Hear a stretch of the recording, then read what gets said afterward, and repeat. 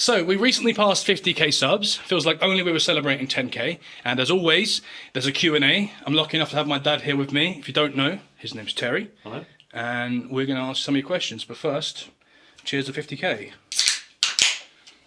And with Good chink. we'll get you some questions. If you want a brew, have yourself one and share a drink with us. If not, just sit and listen. All right, hit me with it. Let's do it. Straight in with one from Mr. Ray Moore.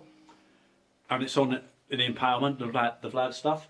Very few could survive impalement. It would be devastating to the body.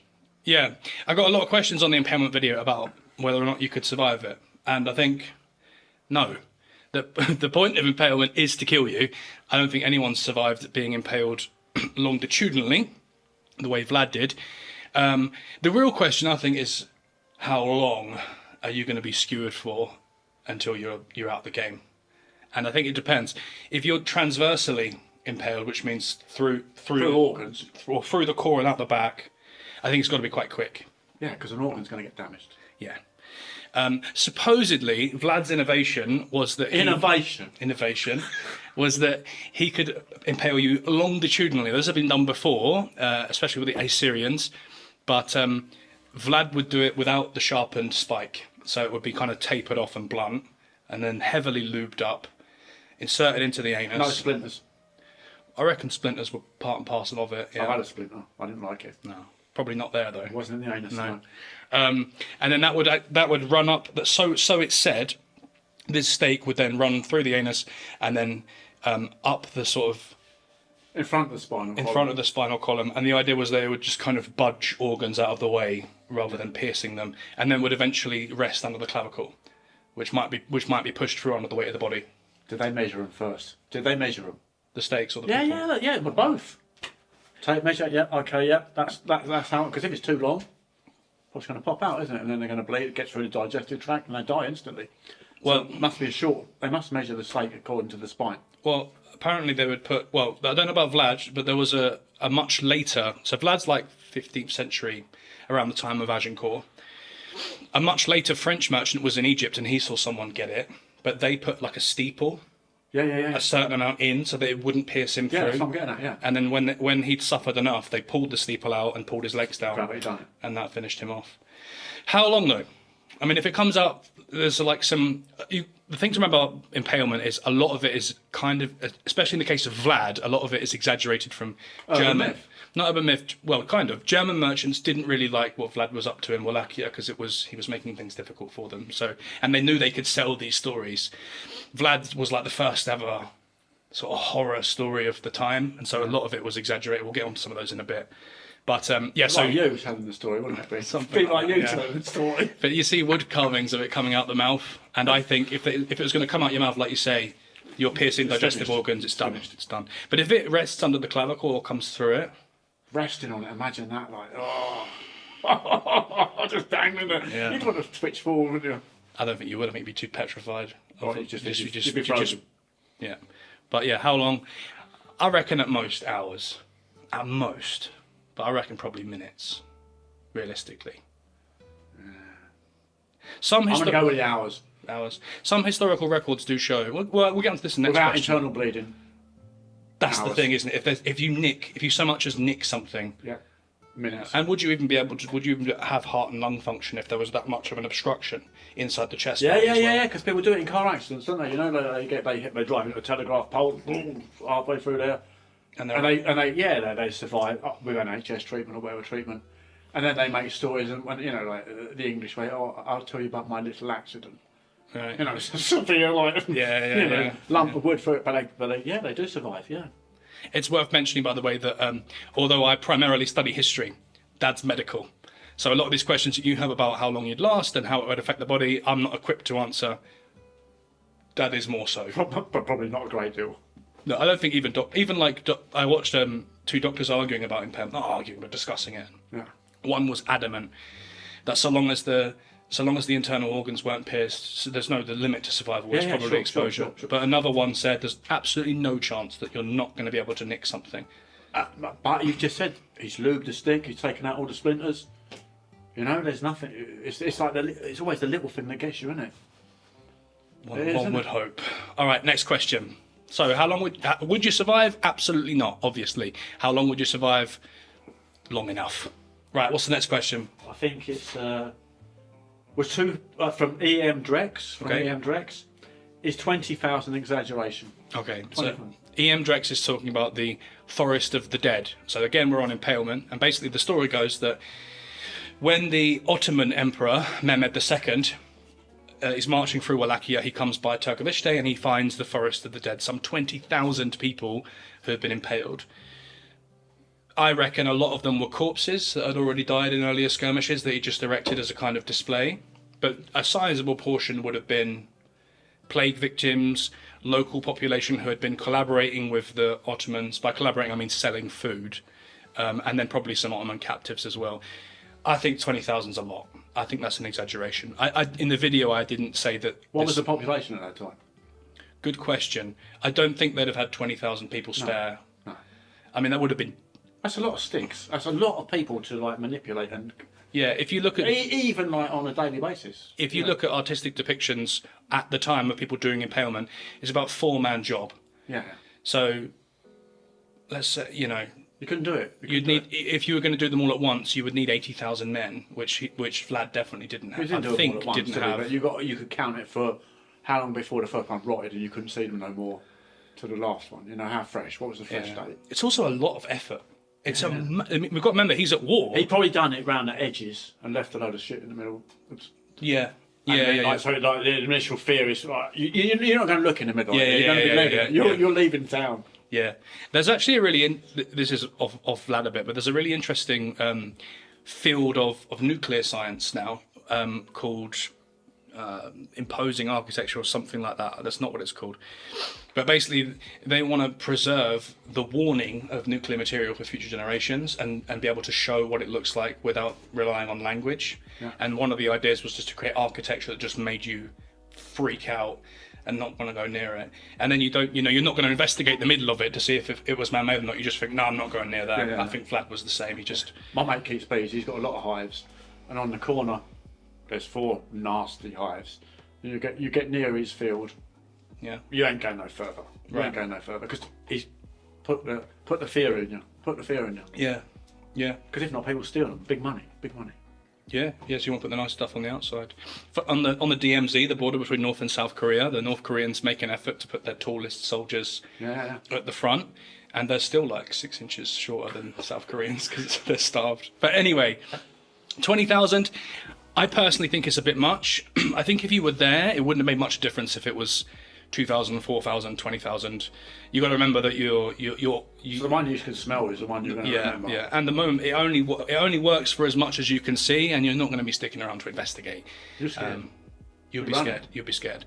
But yeah, 20,000's a lot. You got to remember as well, Vlad's at war here. He hasn't got days to put this display up. He's probably got half a day, an hour.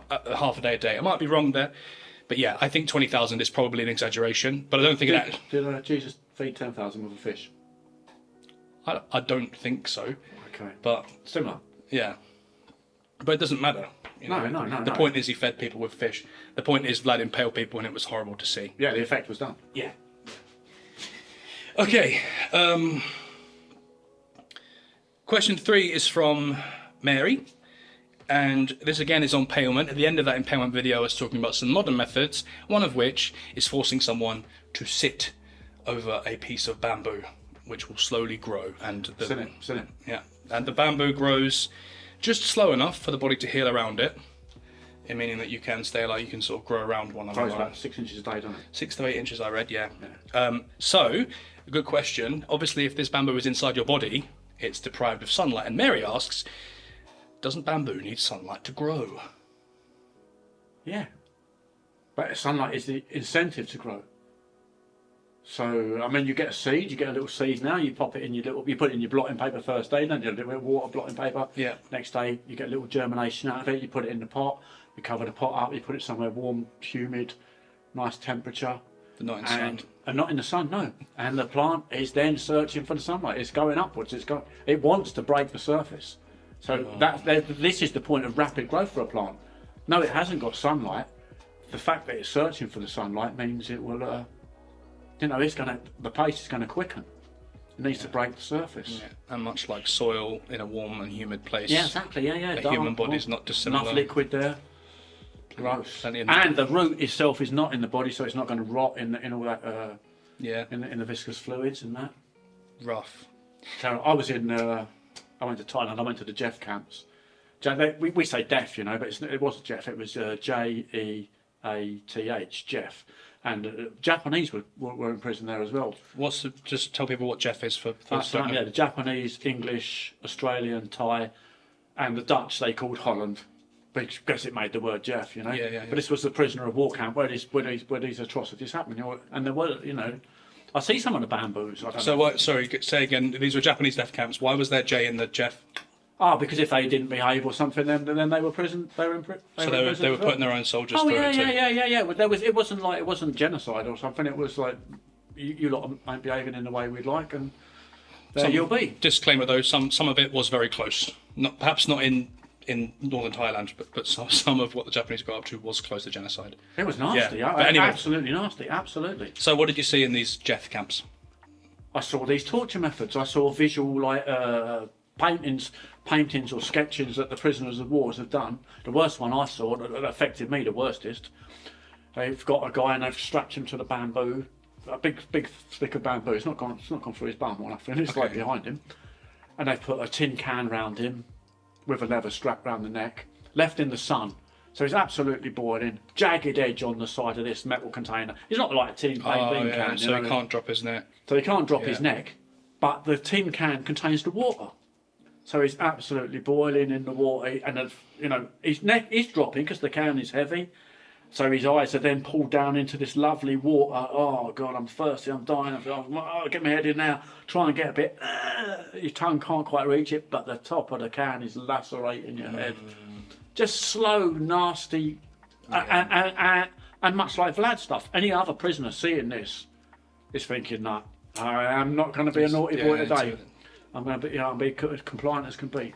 There's a lot of Did you see anything on bamboo impalement? Because I think it must have happened over all of human history. Someone did it, but the Japanese records of it are sketchy. I don't know if it was a myth. But there were pictures. There were sketches in there that didn't. It wasn't good. You know, it wasn't good. Even if they weren't up to that, Imperial Japan was up to some other. You know, there was no limit. But they said the worst thing of reading all the, because you got the anecdotes that these are the prisoners. The museum hasn't written these things afterwards. The Japanese haven't written these. These are pieces of paper, diaries that have been found left after, and they've covered them in plastic, and you can read them on the wall. And the thing that the biggest bugbear, the biggest trouble was the English. Amongst the old prisoners. Just dreadful. Everyone else hated them because all they wanted to do was escape. They thought it was like Colditz or something. Oh yeah, we've got to get out of here. We'll show the nips or whatever the word they was using. Yeah. You know, the British Empire can't be defeated, and so they make nuisances. They let's make an escape plan, and it would drag everybody else. Everyone else would be punished for their own stupidity and pride. You know, that was what shook me the most. You think, oh, that's gentlemanly behaviour. No. Be compliant, pack it in, look after your fellow man. We were no good at it. No. We thought we were above it. The British officer spirit, I suppose. Yeah, until the bamboo come out. Yeah. But, grim stuff. Up the butt. Grim stuff. Butt stuff. And there's no end to it. I just did a video on Unit 731. And some of the things, I mean, it was just like, what if we just put the wrong blood type in someone? You know, they already knew what blood types were. They already knew it was going to be bad news. It's still a big thing in Japan, blood type. Yeah, you have to put it on job application. You won't get the job if you're the wrong blood type. I think it's changing a bit now. They're trying to make it change. Are they? Yeah. But it's a bit like saying you can't have a job because you're a Piscean. And they're a bit arty, crafty, I know.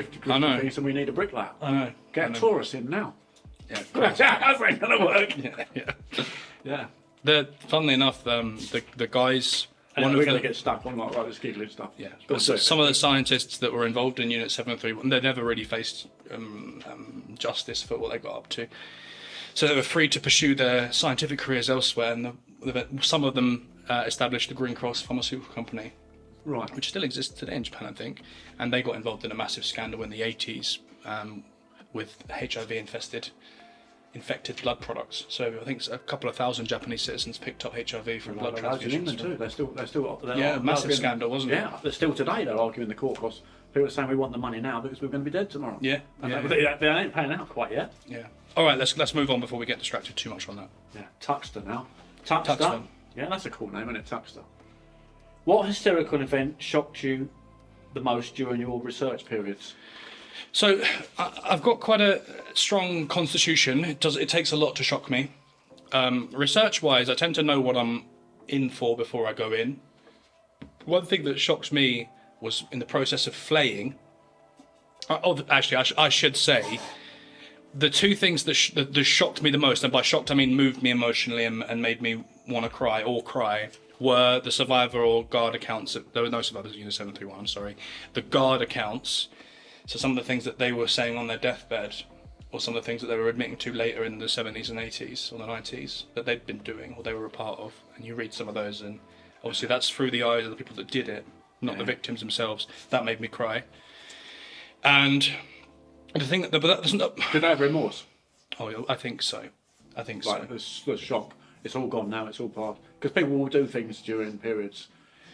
Yeah. There's a banality of evil. Yeah, there is a banality there. Yeah, I think they were just sort of going along with it. It doesn't make it excusable. You could tell they were haunted. Yeah, sure.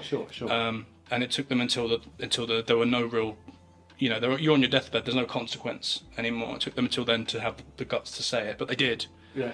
But some of they those said sorry, or they just said, not really. This is what happened. This has disturbed me. Yes, there was obviously remorse. I've carried this shit with me. There was obviously remorse and regret, but I don't personally ever remember reading an apology.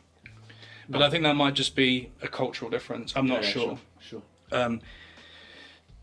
There was a reluctance to accept personal responsibility amongst those that mentioned it. They said that it happened and that they were a part of it, but there didn't seem to be any. But again, it might be a But that's cultural crowd thing. culture, isn't it? Like you could say it might be a collectivist culture. Yeah. But other than that, the one thing recently that shocked me was when you flay someone, when you skin them alive, the first thing you want to do is cure the skin, which means you pour boiling water over their body to inflame the dermis. And I just thought that was a bit grim. Yes, before you skin them. I don't watch them videos. No, not for me. No, but that was shocking. The thing I found, again, nuclear weapons I found very shocking because I thought if you get hit with a nuke, you're either going to be in the immediate flash and vaporized and you don't know it, or you're going to be one of the irradiated survivors picking tins of beans out of rubble. Most people get blasted, skinned alive, set on fire, crushed. So-called normal deaths. Very visceral, very real, very traumatic. And quick. Hopefully, but I mean, you're still talking minutes, if not hours. What's shocked me more than the research, though, has been the engagement with some of the videos. In Hiroshima, my personal opinion on Hiroshima was that it was a terrible thing that probably saved lives. But there are some people in the comments who are celebrating it. They seem happy that it happened, pleased about it.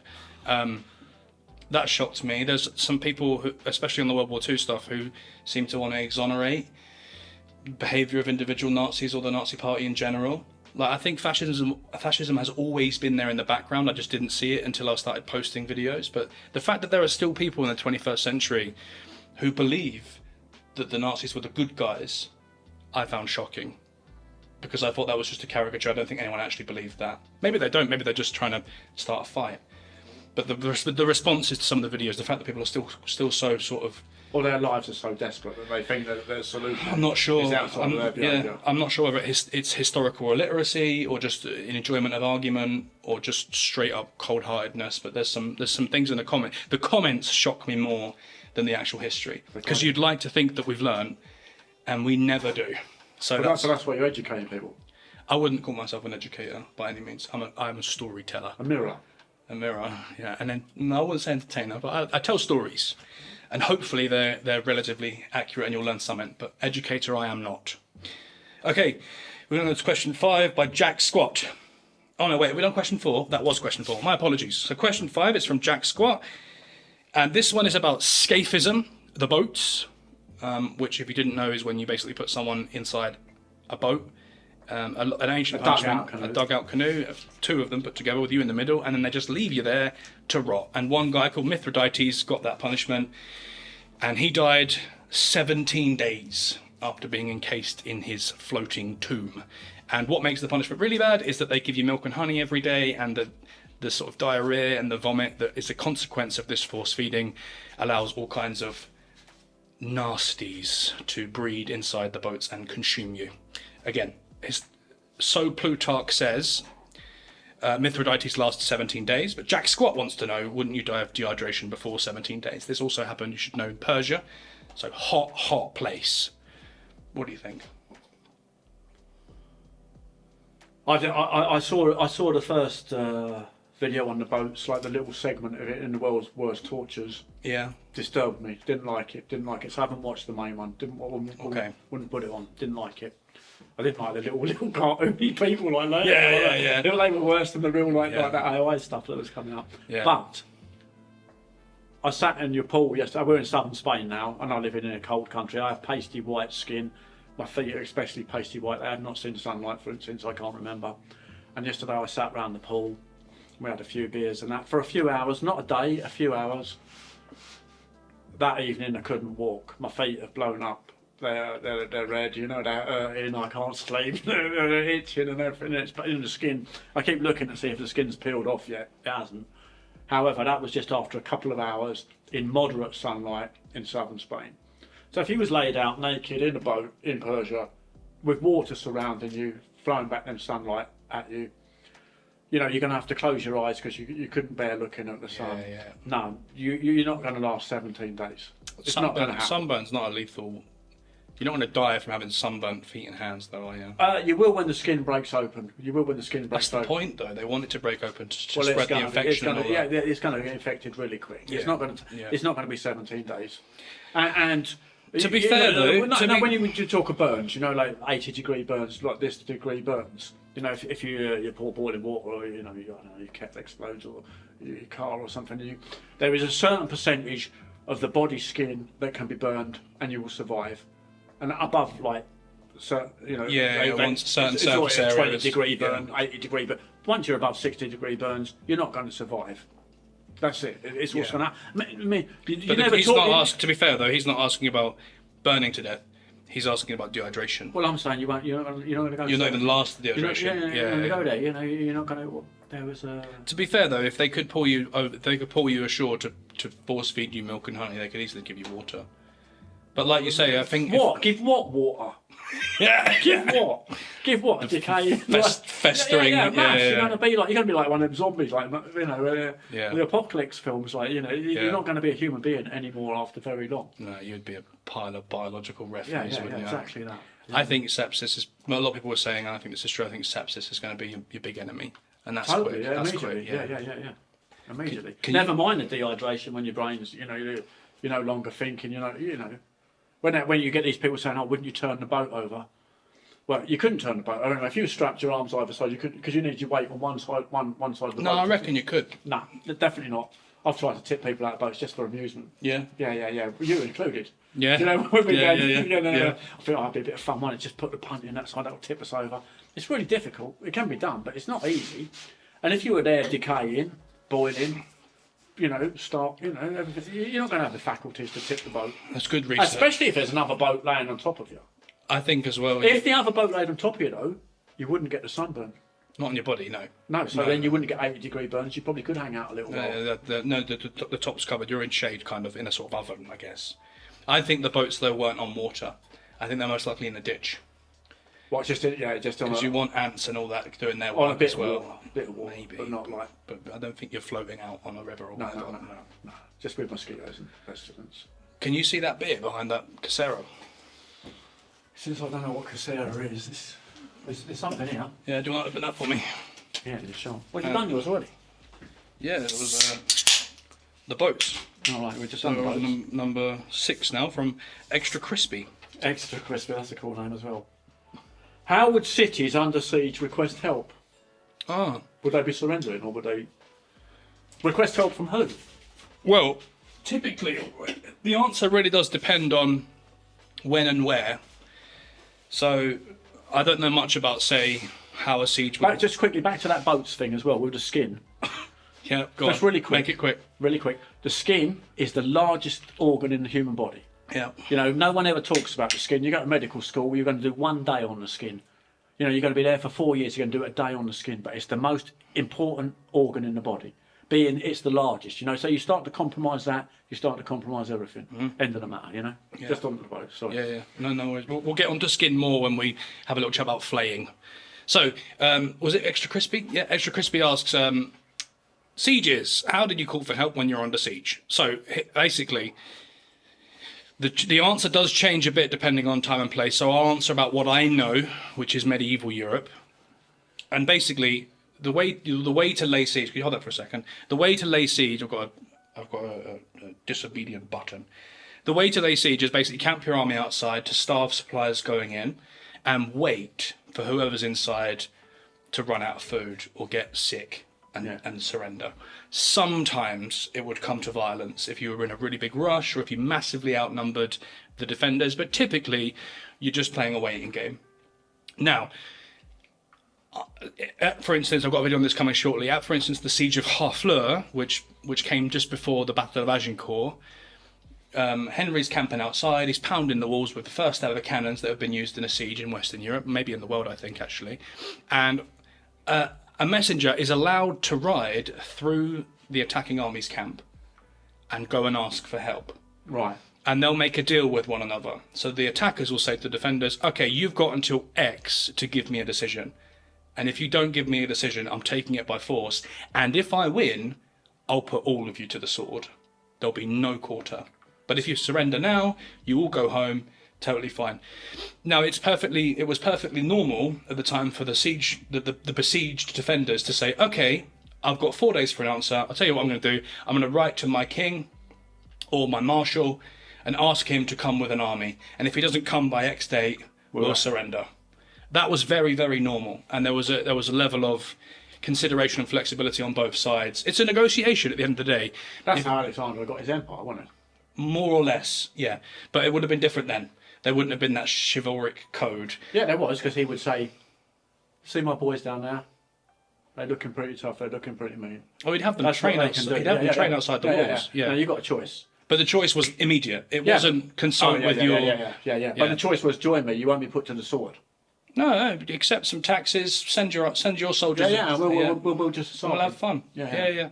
But yeah, so basically, how would they request help for a siege? They were allowed to, basically. But if that help didn't come, or if that help came late, you were on your own, unless you decided, okay, it's an hour until deadline. I better give this up. It was really down to the people being besieged about how confident they were they could hold out.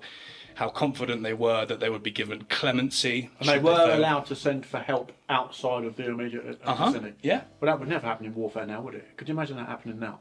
I think it could, because there are certain rules of warfare that mean that freedom of information has to be upheld. Right. So I think actually you might not for official channels, but I think in order to keep civilian channels open, you might get away with them. Right. But as always, war is messy and rules get changed. But that's the best answer I can give to your question. Okay, that was number 6, wasn't it? So number 7 is from Whitney, who asks, this is for you personally, what interesting historical experiences have you witnessed or lived through or seen? My dad being a lot older than me. I'm 61. Okay. 61, so born 64. Not much interest in history until it affects you, really, I suppose, isn't it? Yeah. But I was in Holland, the Netherlands before that, I was in France I left England in 1986 to look for work. A migrant worker, one of them horrible people, apparently. And I went to the south of France, looking for work in the fields, and Chernobyl had just happened in Russia and... Ukraine. Was it in the Ukraine? Well, was it called Ukraine then, or was it called Russia? It was part of USSR, but it was in Ukraine. Yeah. Yeah. But it was, because that leads me to my next point. Anyway, I saw all the leaves fall off the trees. Yeah? Yeah. I remember being a nun thinking, is this... And it was May. So they shouldn't have fallen off. Had we been there in autumn, you could say, oh yeah, the leaves have fallen off the trees, it's autumn. But it's May, it's spring. The leaves are supposed to be coming onto the trees. And they all fell off all around us. And they were talking about this cloud that was going over Europe, whacking things out. Well, that's how they got caught by the international community. I think I can't remember which Scandinavian country it was. their sort of safety testers were screaming, and they thought something's fucking blowing up here. Yeah. And then they couldn't figure out what it was. He was the first one to say the F word, and I haven't said it. I didn't say it. He told me, don't say it, and he said it. Yeah, they were thinking something's blown up here, and they couldn't put their finger on what it was until they realised. I think they were able to decode the fuel from the radiation. They're like, hang on a minute, this is the Soviet RMBK reactor. Yeah. And then they sort of had to hold their hands up and ask the international community for help. But if those Scandinavians hadn't spotted it, this was south of France, so below. Yeah. And it's a big area. That's a big area for a cloud. Huge. Clouds be falling off grass. But if the Scandies or whoever it was hadn't spotted it, there's a good chance that the humanitarian response would have been a fraction of what it was, because their main priority for the immediate period was keep this under wraps. Keep this under wraps. Until they couldn't, and then they had to ask for help. Well, I saw that. And then you were going to tell us a bit about Holland. From there, I went to live in the Netherlands. Call it by its correct name. Holland, and the Berlin Wall was coming down. I worked in a factory at the time, and a load of my friends, we hired a van, we hired a minibus, like a little van, and we drove it down through Germany. There was this little corridor through Germany at the time that took you out to the east, where Checkpoint Charlie. We went down this corridor in this van, and we got there when they were knocking down the Berlin Wall, around the Brandenburg gates, like the unification of east and west. For those who don't know, the Berlin Wall was the physical separation between the democratic liberal Western powers and the USSR and the Soviet bloc. And they had gun towers, all that. Anyone who tried to cross was shot. It was an odd period in history. There was some romance there, about that wall, wasn't there? But we went down there, we knocked off bits of the wall with toffee hats, put them in a little bag, gave them to our parents when we got home and that. Fantastic. But I did go across Checkpoint Charlie. They talk about this point, Checkpoint Charlie. It was the gate between East and West. And, I've grown up with an English education, so I've been taught that there was poverty in the world. You go to Africa, everybody's starving. You go to India, it ain't so great either. We used to collect milk bottle tops and things, and anything on the TV children channel was always be the shoebox. To help these people, to help the world come up to a level, So we went across Checkpoint Charlie with my mates, in our 20s. We was having a good time. I can't deny it. We was having a good time.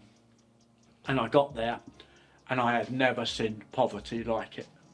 Never. I did not know that poverty existed, and it's going to sound awful to say it now. I did not know white people were poor.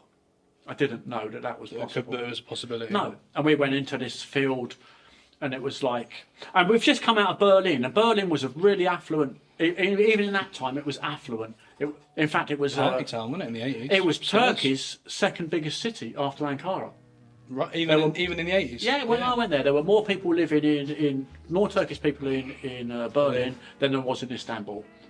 And Istanbul being the second biggest city after Ankara. No, I think it was the other way around, didn't it? I think Istanbul was bigger. No, because that was the point. Ankara was the capital, and it had this mass people in, and there were actually more in Berlin than there was in Istanbul. So we're talking affluent. We're going to nightclubs. It was good. And then this far, like a 5-minute car journey, and you're on the other side.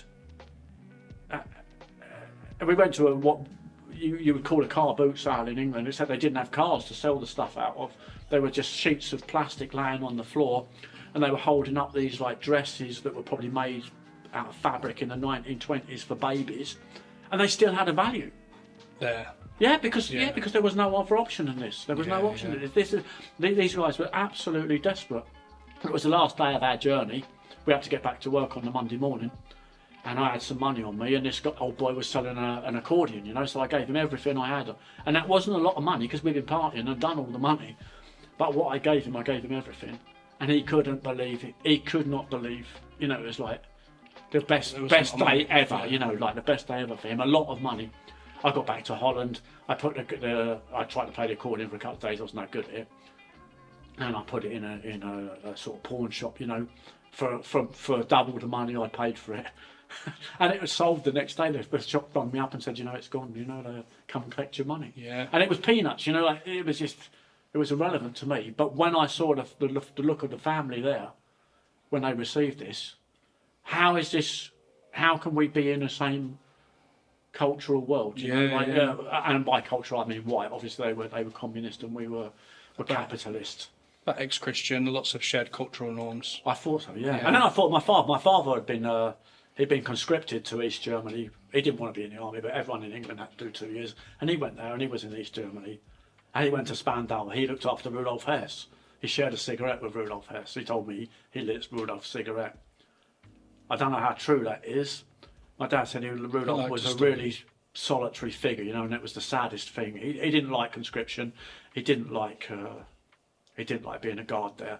He said there were lots of them all around, like one huge castle, Spandau, and just this solitary figure would come out every now and again for a little walk in the yard. Someone would take him a cigarette. One time it was my father, you know. Yeah. Anyway, sorry, but that was for things that I actually saw historically when I was there. These are great things. Other things that has happened in my time has been the destruction of apartheid in South Africa. You could say peace in Northern Ireland, you know, the troubles ended there. Yeah. You could say gay rights in England. Loads of things have happened, like tiny little things that if you blink, you may not pay attention. But the world is changing, so I have seen changes. I think in my generation, it won't be until enough of us have died that there's no first-hand accounts left. But like a lot of us don't appreciate that we've lived through historic moments. I mean, the plague of the century, with COVID-19. You know, that's something pretty much everyone has experienced now, and it will be remembered as a historic event. But it doesn't feel like it in the moment. No, I don't have one. Behind that... You got a cigarette lighter? No, behind that white bottle, there's another tin of beer. And also, the Russian invasion of Ukraine is a historic moment. It's a land war in Europe since the Second World War, an official, actual official land war. It doesn't mean much to us now because it's 5 years old, a couple of years old. But once enough people have died and it becomes a rare thing to hear from the horse's mouth, they'll become historic events as well. I'm a bit sad that you're. Scares me. I'm 61 and I haven't seen war. I like it. I really like it. I would like to go like the rest of my days. And I think humankind sort of stuck together a little bit. It's a shame that your dad, my grandfather, died when I was about 16. And at that age I had no real interest in anyone else or anything else. But I do wish I could have heard those stories from him because they're good stories. Yeah, he studied a lot. Obviously being there, it caused him to question the Holocaust. He was sent to them camps. Them camps were being tidied up or they were being guarded, and they did alter his worldview, I must say. Yeah, I can imagine. Not always for the better, but good to hear, like, not a written account, not a... Just, I was there. Yeah, I was there. Tell me what the people you thought, what the feeling was. And it wasn't black and white. No, it never is. No. Never is. I'm glad I grew up without things being black and white. Yeah, no, let's move on. Next question. Sorry. 10 bears. How did you find out you had an interest in history? Obviously as a kid I'd always watched YouTube videos and history documentaries when they'd come on, but I was never really like a bit of a history buff. I still don't really think I am a history buff. I kind of have had to do more research since. I did politics and philosophy at university and leaned a lot more on philosophy. And when I graduated university, I imagined myself to be either a lecturer of philosophy, which I would have loved, but it would have been another 4 or 5 years of study with no guarantee of position, or an English teacher, teacher of English literature, which I could get more or less straight out of university. And I could have imagined myself reading Shakespeare to kids and trying to get them to care about... I like it when you read Shakespeare now. Yeah, I like reading Shakespeare. Or get them to care about an Inspector Calls or Animal Farm or any of those things. But when I went to the teaching course, they told me that I wasn't qualified to teach English literature because my degree was in philosophy and politics, and that I could teach either religious education or history. Now, I loved RE at school, and I grew up in a fairly religious, I wouldn't say strictly religious, but you like religion, don't you? You're interested in spirituality. Religiously curious. Yeah. So I always liked that stuff as a kid, and that's part of what drove me to study philosophy. After studying philosophy, though, I became, for all intents and purposes, practically atheist. I don't think I'm going to get spicy now. But once you've received an education in philosophy, which is philosophy is extremely aggressive. Can you prove it? Show me the evidence. It becomes very hard to be as charmed by religion. I've mellowed since, but anyway, by that point I wasn't interested. History was the only thing I could teach, and I needed a job, and I needed to make some money, and needed to get on my way. So I took it, expecting to kind of deal with it, and I loved it. And not at first. At first, I felt woefully ill-equipped compared to fellow history teachers who lived and breathed it outside of the classroom, you know. But then the more I got on, the more I got bit, the more the kids asked me questions, you know, why did it go on like this? And I realised I didn't know how to answer it. I realised that this is actually a much more interesting subject than I had originally imagined it to be. And it's real. The thing about history that I love so much is it's a real subject. You think it doesn't bother me it doesn't affect me anymore, it's all in the past now. The only people who need to study history are the people who are going to be making big decisions. But all of us make decisions every single day, and all of us definitely make a big decision every 4 years when we go to vote, and you're not equipped to do that if you don't at least have some understanding of the past. And once you see it, once you study it, it's all of a sudden everywhere.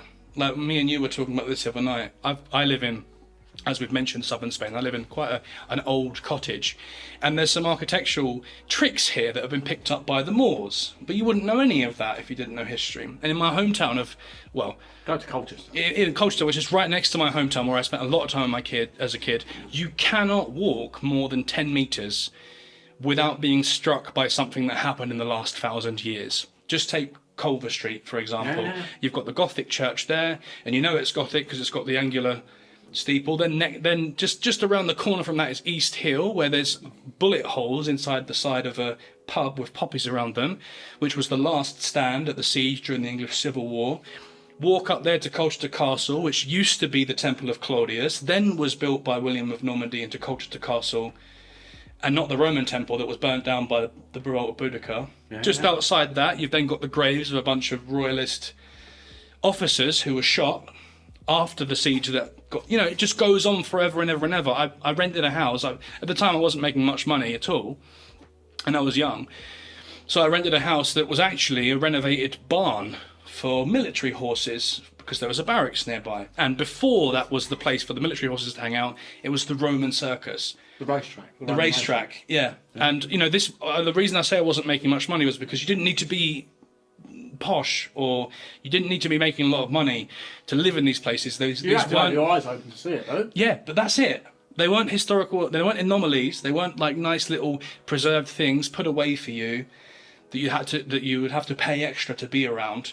They're there, it lives and breathes around you, and once you get bit by that... Yeah, most people don't notice that. No, I know they don't. But for instance, most people would be able to tell me why that material does the thing it does, because they might have a degree in construction chemistry or whatever. Every subject has it. Yeah. But I think the thing about history that I love is that once you are bitten by it, it's everywhere you go. You can't, and you see how it affects our ideas, our beliefs, the world, the physical world around us, and the world to come. Yeah. And you can't not get passionate about it, I don't think, personally. Did you get passionate? Did you get a little twinkle? Did you get a little twinkle? Sort of. Yeah, I thought you did. Oh. It's not just the passion; it's the fact that I get not upset. I feel sorry for people who say things like, "Oh, it's just boring stuff that happened and they're all dead now," and it's like, but it's there. It's right there in front of you. It's not gone. Yeah. It's not gone. There's always new history. Okay, next question is mine as well, I believe. Number 9. From Jeremiah Boaz. Flailing is prevalent across time and place because every butcher knows how to do it. Yeah. So that's why the skinning goes on. So in my video on flaying, I mentioned that despite it being, it's quite a precise process, right? You've got to cure the skin, then you've got to make incisions, then you've got to pull it away without damaging any blood supply. Hopefully keeping the victim alive, because the point of course, is to... There is no blood supply to the yes, but there is if you cut too deep. That's why we've got tattoos. That's why we've got tattoos, because there's no blood supply there. We've gone. Yes, no, I understand, but you'll need to ring it here. Yeah. And if you fuck that up, whoops! And if you mess that up, again, haven't you? You've done it again. I caught a snake once in the south of France, and I really wanted. I was playing guitar and I really wanted a snake skin Shoulder guitar strap. yeah. So I got this snake and fuck, I'll skin it. So I've gone back to the tent. How'd that go? I messed it up. Yeah. Didn't know how to. Didn't know. Yeah. Didn't know the thing about the flading. How to do it. And I spoke to another peasant. And a peasant, if you say a peasant in France, it's a compliment. Yeah, it's not it just means man it's who not an works. insult. Yeah. It's not if a peasant knowledge is like respected. Yeah. In England, we say peasant is not respected. And he told me I'd done it wrong. I should have cut the head off and peeled it like a Durex. I didn't. I cut the Durex as a condom. Yeah. I cut it down the middle, peeled it open. I left it on the tent to dry, and it turned into a crispy mess. Right. Yeah. Ruined it. I mean, it still worked to some manner, but it wasn't. Yeah. The romance was, for me, it wasn't a good look anymore. Anyway, what was the question? Oh yeah. What? So my one of the questions I raised in the video was, it's such a precise thing. It requires so much work, and it must be done in a certain way, and it's also incredibly cruel. Why does it keep turning up? Right? As a punishment method. Because butchers can do it. Yeah. The argument I made in the video was from Ernst G. Jung, who wrote a book called A Short Cultural History of Skin. And in the book, he argues a couple of reasons, but the first one mainly is that it's terrifying. Obviously, it's a punishment method; it has to be. But it's the removal of identity. Right. It's not just doing something horrible.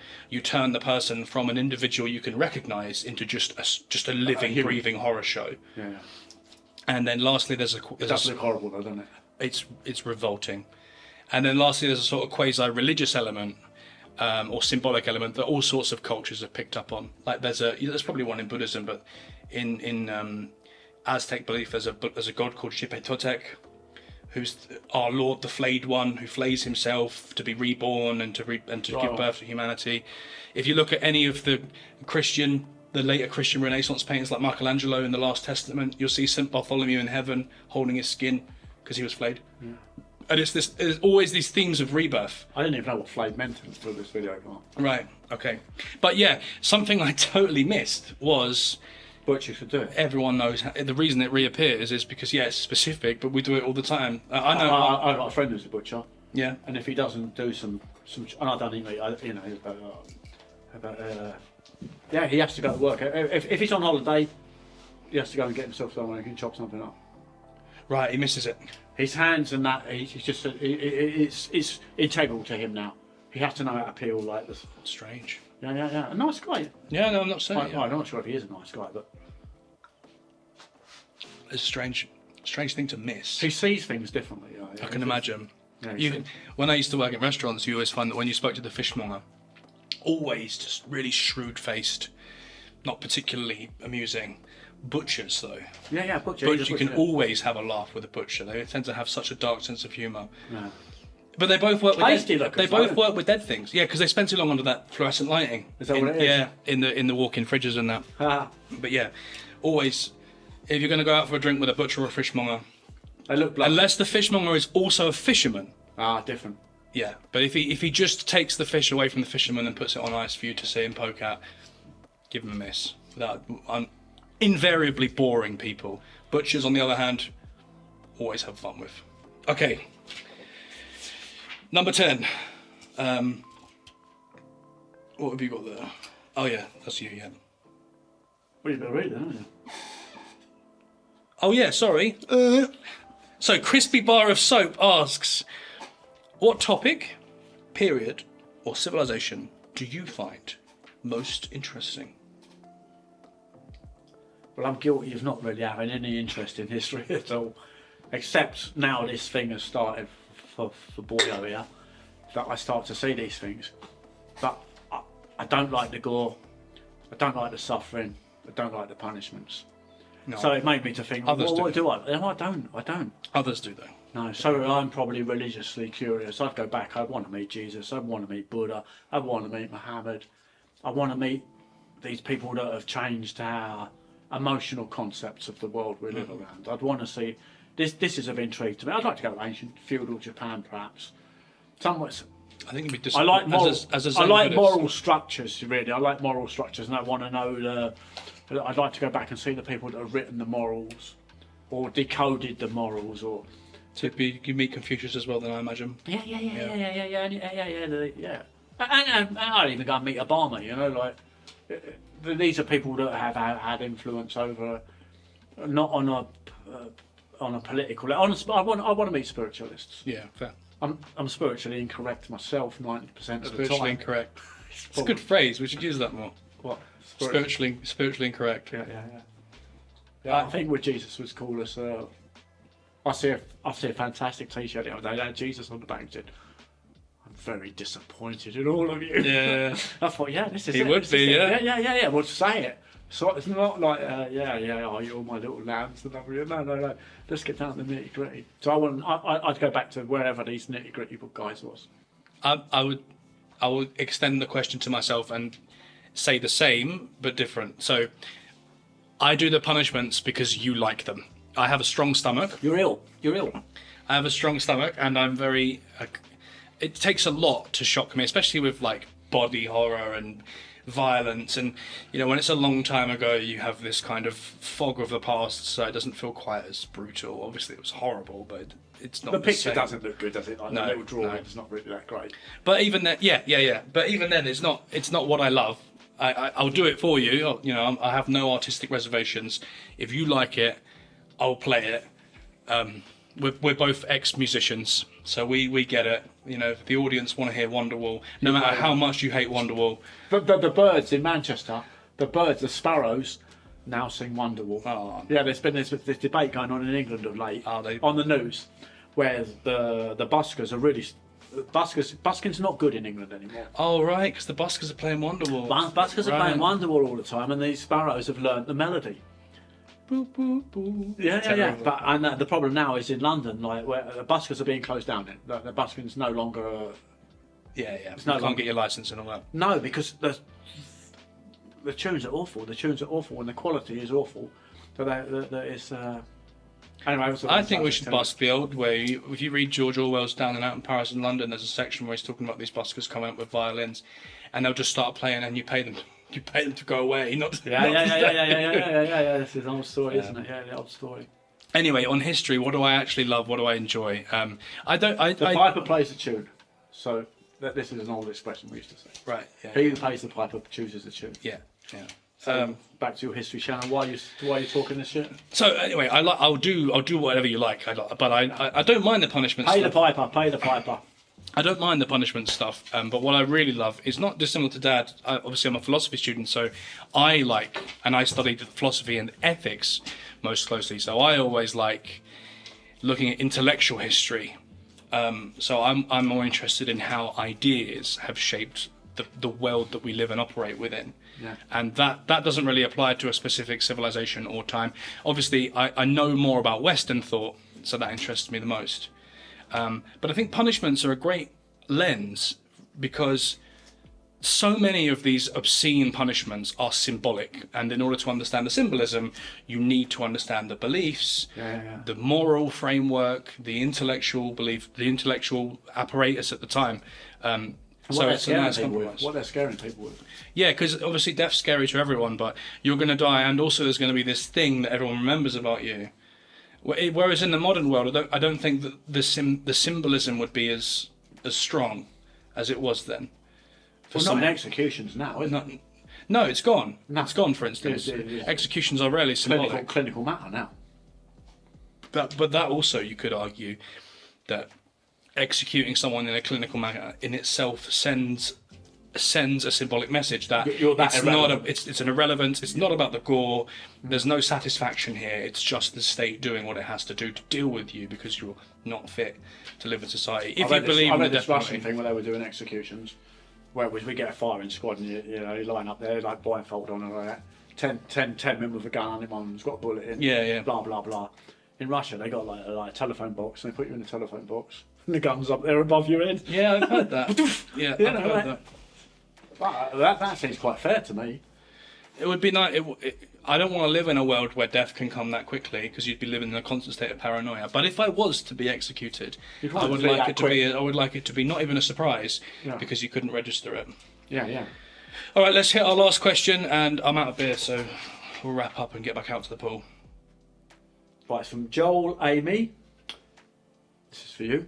Okay. Yeah, it's a good one for you, really. What advice would you give to somebody who's wanting to start a YouTube channel that has the impediments or the restrictions of having to bring up a full-time, running a full-time job and having a family to support. You can't do it, can you, really? This didn't come free, right? You know, like the amount of the hours in, you're not going to do a full-time job and have the hours left to do it, are you? I did when I started. I'm lucky enough now that I can just do this. No, you didn't have a full-time job.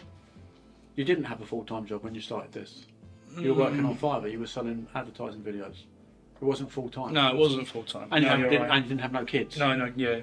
I did have other things on, but Dad's right. I wasn't committed for 40 to 60 hours. No. Or had the commitments that or family that demanded, you know, that they eat and drink and clothed. My advice. It's really hard. I know it.